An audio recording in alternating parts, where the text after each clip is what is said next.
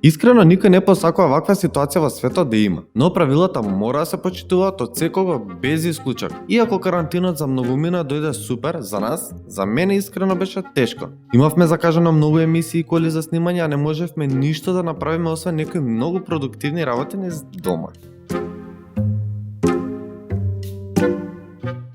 Но тука се роди една гениална идеја. Ќе снимам видео дома, ќе го снимам фикјулето. Одиме.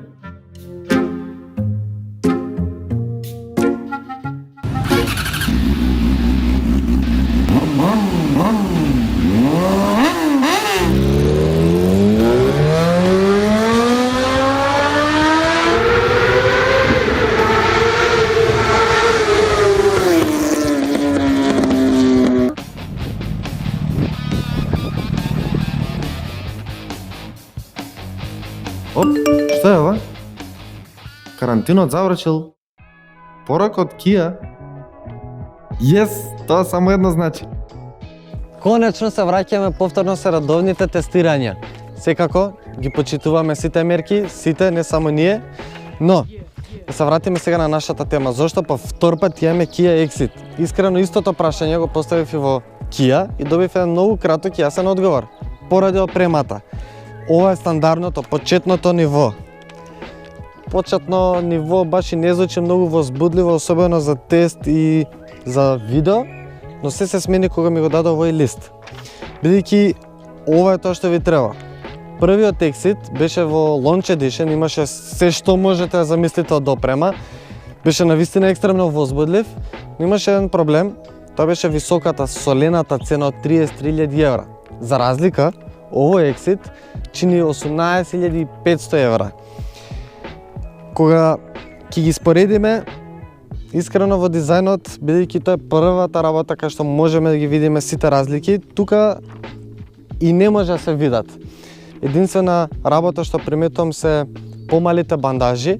Ова се 16 инчи, во Launch Edition имаше 18 инчни бандажи. Искрено таму стоја многу поубаво, но овие даваат многу поудобна вожња. Другото, искрено, е исто, изгледа многу добро. Сега ќе се префрлиме во багажникот за да видиме таму дали има одредени разлики.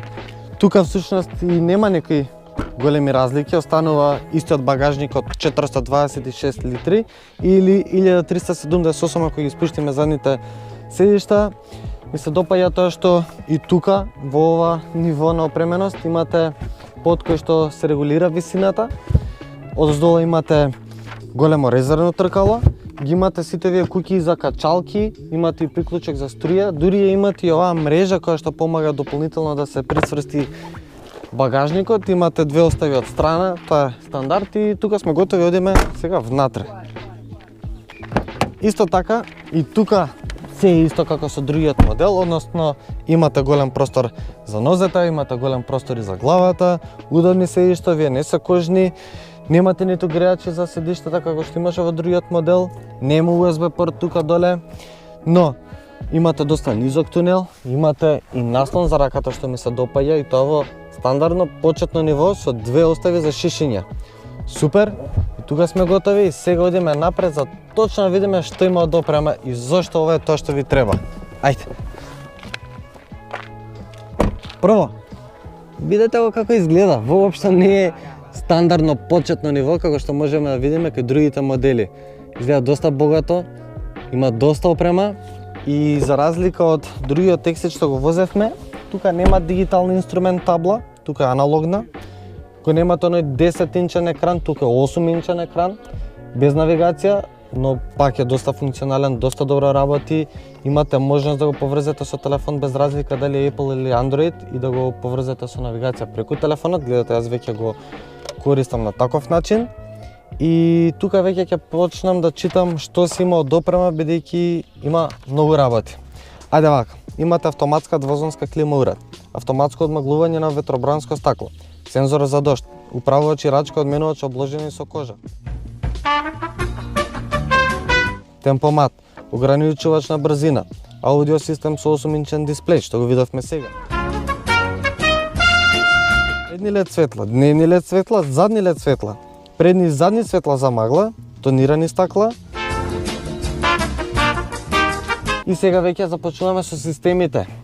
Имате систем за контрола на стабилизација, контрола на силата на сопирање и спречување на блокирање на тркалата, обезбедување максимална сила на кочење при ненајдено сопирање, помош при тргнување, систем за стабилизација, уред за вклучување на сите трепкачи при ненајдено сопирање. Ја мислам дека ова е доволно. Ова е искрено она што ви треба. Сето она што го нема и што го видовме во другиот Exit е само една луксузност. Не велам дека не го сакам јас тоа, го сакам и веројатно кога би имал можност би земал некои работи од таму, но не ми се неопходни. И сега пред да почнам да возам, има неколку работи што ги приметив, односно неколку детали кои што очекував да ги има, да се потрудат да ги направат да одговараат, односно на онборд компјутерчева наместо Exit се појавува SIT и на патоснициве пишува SIT. Јас знам дека се базирани на истиот модел, но е Exit друг модел, друго име. Вакви детали искрено би сакал да бидат во целиот склоп на автомобилот, бидејќи не се нешто многу битни, но значат. Ајде сега да одиме да се возиме. Околу воžњава, тука се чувствува дека е многу покомфорен од проста причина дека има помал број на бандажи и повисок профил на гуми, како што спомнав на почетокот, но од механички аспект се друго е исто, што е многу нормално. Морам да ги пофалам Kia за воланот и целиот управувачки систем. Многу е прецизен, многу лесно се маневрира, но исто така и тежината што се добива како повратен одговор е многу добра и многу близу до идеална.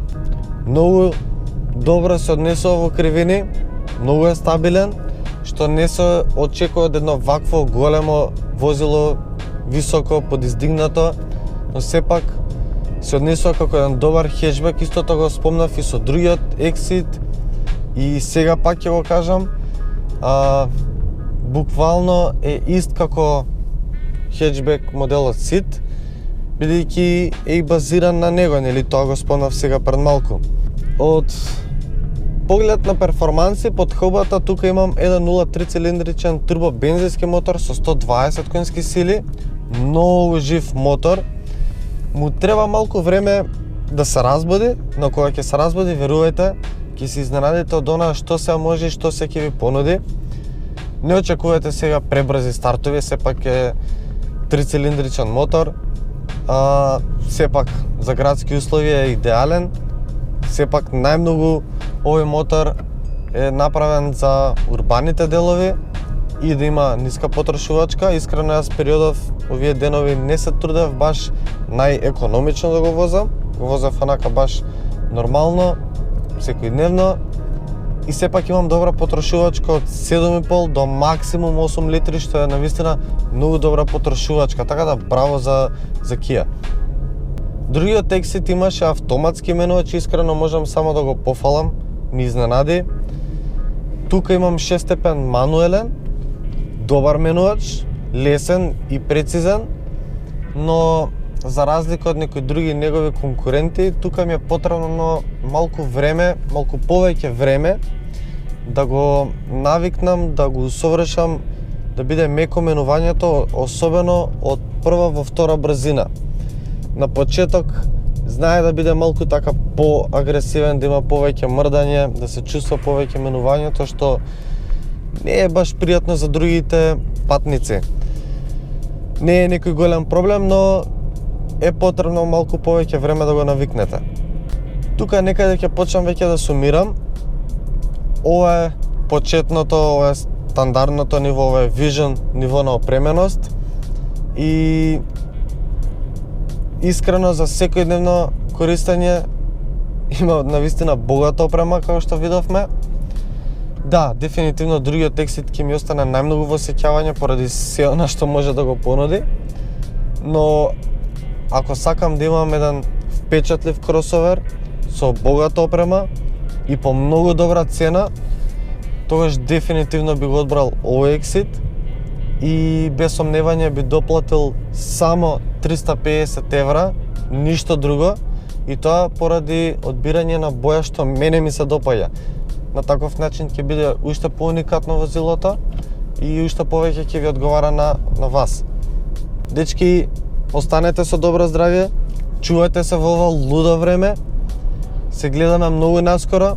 Оние што не ја виделе другата епизода со другиот ексит, направете го тоа сега и се гледаме многу наскоро со нов тест. Чао!